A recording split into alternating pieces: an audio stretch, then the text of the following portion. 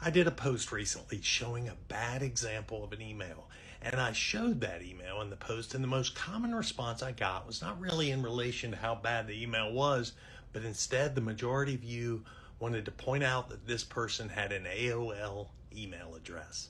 And it got me thinking, there's just some things that are really important in the music business, but nobody really talks about them.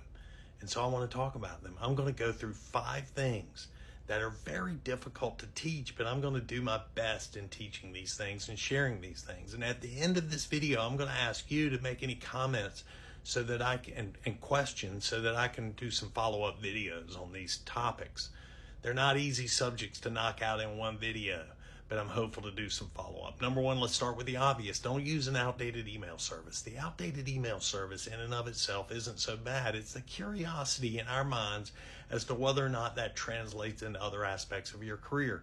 If you're using an old AOL account, for example, it doesn't really lend a lot of confidence that you're up to date on other aspects of technology that might be helping benefit your career. Number two, find ways to get people to ask to hear your music rather than finding ways to send your music.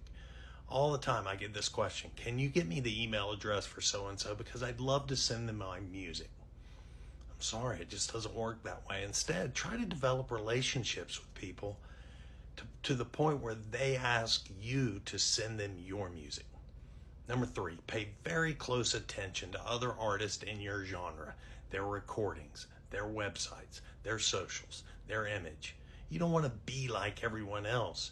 But if you're, for example, say a country music artist, you need to be paying very close attention to what is working and what is not working for other country music artists. So that A, you can figure out how to be one step ahead of the trends, and B, so that you can have a good understanding of what that fan base likes. Just knowing this information and being aware of these things is going to help you make decisions.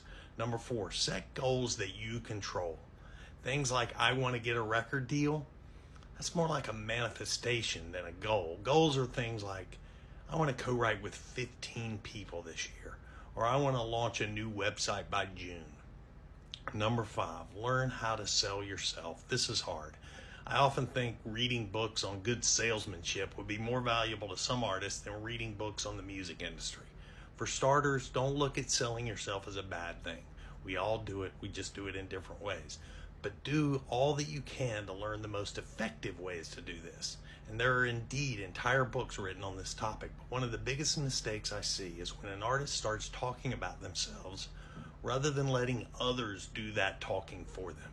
And that might look like this. Instead of saying, hey, I just recorded the most amazing song of my career, try something more like, hey, we just went into the Main Street Studios and recorded this new song, and the engineer played it for his friend at the radio station or the booking agency or whatever. And they're asking to be one of the first to hear this final mix. So we're pretty excited about that. That lets others talk about you.